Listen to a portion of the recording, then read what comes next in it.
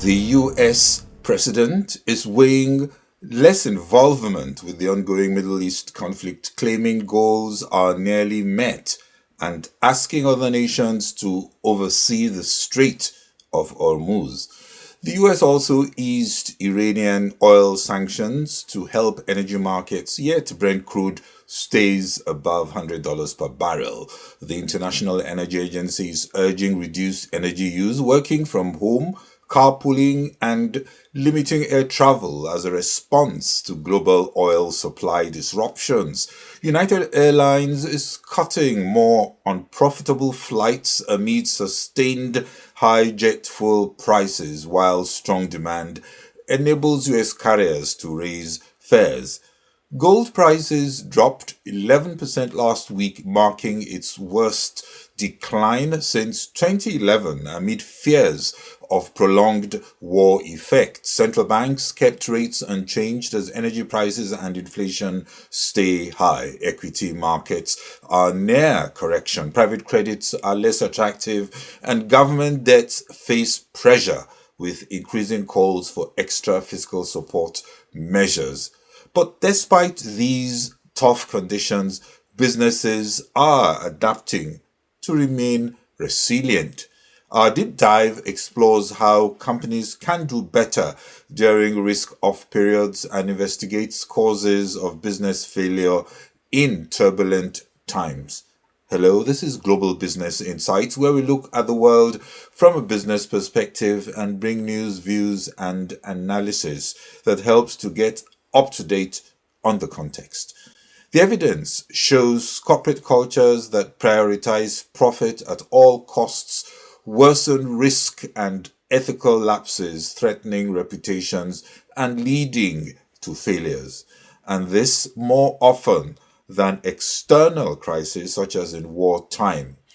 Internal overconfidence will often blind companies to critical cracks, which crises quickly reveal. Strategy missteps will be exposed in tougher times. For example, early metaverse projections on a takeoff of metaverse technology have now proved inaccurate. Horizon Worlds will soon be removed from Meta's Quest VR headsets, remaining only on mobile devices. This metaverse setback may also prompt reconsideration of optimism surrounding artificial intelligence as analysts question ongoing capital investments. Over the past 200 years, major events like wars, depressions, pandemics, and geopolitical disruptions have occurred, but large businesses rarely fail due to these factors alone. Instead, internal issues such as financial opacity, weak governance, excessive risk-taking, lack of adaptation, and covering up fraud are more likely to lead to collapse. A refusal to address gaping governance audits and independent analyst and ratings agency concerns lead to incidents that erode client trust and to reputational damage, leading to far more failures than those caused by tsunamis, wars, and epidemics. Yet businesses never seem to learn. Wartime and periods of crisis will no doubt test resilience as macroeconomic indicators zigzag and cash buffers are drained. But many companies have been known to survive these challenges by making necessary adaptations. A key lesson is that strong governance is not optional. Corporate boards must be independent, financially literate, and able to challenge management. Research shows that weak board oversight is a common primary driver of most corporate failures. Long-term resilience is also built by clear and transparent reporting. Financial statements can hide many cracks such as weak cash generation and rising debt or poor assets and liabilities management using short-term funding to support long-term risky assets and fast rising fixed costs in a dynamic market. Profitability does not imply corporate strength. The smarter companies routinely stress test downside scenarios comprehensively to unveil and fix vulnerabilities. The corporate culture is also key. Ethical frameworks work only if leadership actively supports them. A culture where risks are acted upon or ignored can be a decisive factor in averting future failures. In many owner founder businesses, boards made up of friends and family often serve as rubber stamps for assertive executive chairmen. These boards rarely question business models or address legacy revenue issues before competitors do. Structures need not be complex, just sufficient to support controls that manage risk and ensure ethical practices.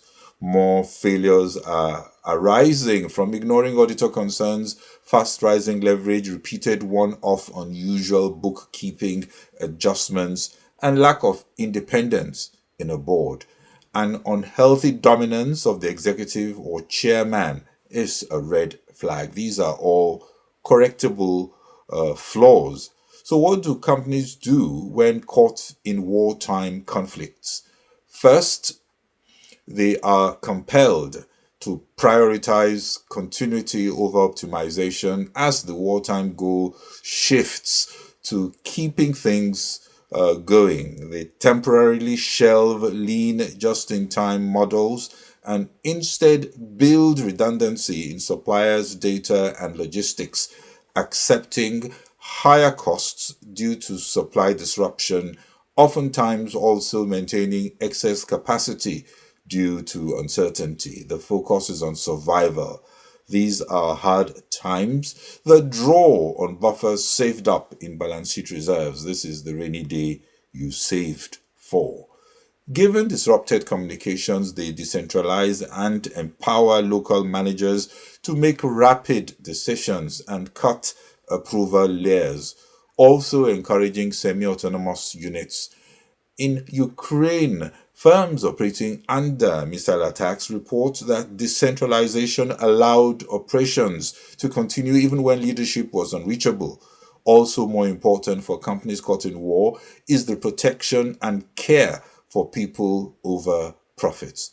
The companies that survived better were proactive in smoothly relocating staff as required, offered more flexible schedules for working, and invested much more in retention than in replacement.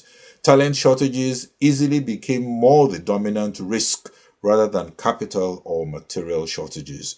Revenues lost can be recovered or borne by reserves, but losing talent can be more difficult to manage.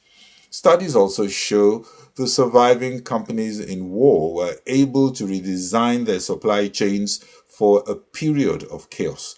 Rapid supply chain pivoting is a strong predictor of survival. They also thrive by adjusting to major shifts in demand driven by conflict. In World War II and in Ukraine, civilian manufacturers switched to defense, logistics, or infrastructure goods. Car manufacturers pivoted to defense vehicles. Tech firms shifted towards cybersecurity, communications, and military intelligence. For example, the US Defense Department just announced that it will establish Palantir Technologies' Maven AI system as a program of record. That is, as the Pentagon rapidly integrates the technology into its combat operations. Food manufacturers thrived by supplying canned meals to soldiers. Consumer platforms also increasingly offer health, mental health, or logistics services as the demand shifted. War does create new markets, and many can pivot their market focus and penetration in response to new demand. In summary, for most companies, wars are unlikely to bring them down. Others, closer to the conflict, cope by proactively transitioning from routine operations to a structured crisis management framework that emphasizes speed, communication, and adaptability. This is not panic improvisation, but activation of pre-existing tested continuity plans that focus on protecting people, securing assets, and maintaining stakeholder trust. There are strategies for managing very intense conflicts. These include financial response strategies and planning ahead for how to ensure the physical and mental safety of employees by fostering a strong, empathetic culture which will reduce panic and help retain talent. There are also opportunities for buying market dips as asset prices are depressed, opportunities for consolidations as companies find the opportunity to sharpen their strategic focus, coming out even stronger than it was before the conflict. It's not solely threats during challenging periods such as those witnessed today. Instead, businesses have opportunities to adapt and emerge even better than they used to be. To other news, you could say the recent trip of Nigerian President Bola Tinubu last week at the invitation of King Charles III ticked most of the boxes. The trip boosted the image of a country at the cusp of a transformation driven by bolder reforms that promises to deliver hope of a better future. But as we approach the electioneering period, narratives are expected to be drowned by the political noise. A special Financial Times report spotlights a view that a social contract that holds leaders accountable remains absent as most take solace in the familiar ethno-religious silos that gives them more comfort. The Financial Times view also reminds us that life has been made more precarious in parts of the country by waves of violence and tens of millions of ordinary citizens living in poverty. Many also agonize that policies lifting the poor out of poverty are vastly inadequate. Instead, we have very limited welfare handouts. The government seems to be reliant on the hope that a booming, narrow billionaire and corporate class will be followed by a trickling down of prosperity to poorer citizens. But so far, that has not happened. Others say reforms have to be given time to have a full effect, given the scale of economic injury and infrastructure gaps inherited that require major investment and time to fix. The president's trip indeed centered on transforming a long-standing relationship into a modern economic alliance, and there were many useful engagements and progress was recorded on many fronts. For example, both countries sealed a £746 million agreement to refurbish two major ports in Lagos. Under the deal, British Steel is set to supply 120,000 tons of steel to refurbish the Lagos ports. So there's a win-win there. The federal government also secured a partnership with Coventry University to establish a campus in Nigeria. The move will expand access to globally recognized degrees across key areas, including science, technology, engineering, mathematics, and medicine, business, and technical and vocational education and training. Nigeria also signed a deal with the UK government, making it easier to remove people with no right to be in the UK. Under mutually agreed qualifying preconditions which ensure humane transfers of Nigerians, deportees will not need passports or formal emergency travel documents before deportation, which in the past led to delays. The trip advanced investment diplomacy, the public relations and rebranding coup for Nigeria, which can be leveraged in national transformation efforts. Urgent, bold, and sustained reforms will still need to be efficiently conceptualized and executed to benefit all Nigerians, while also prioritizing interventions to alleviate the pains of the vulnerable. Global Business Insights considers the trip a huge success. Well, that's all you can take on this special weekend edition of Global Business Insights. This is Bodil Shosani. Do not forget to subscribe and hit the notification button. Bye-bye.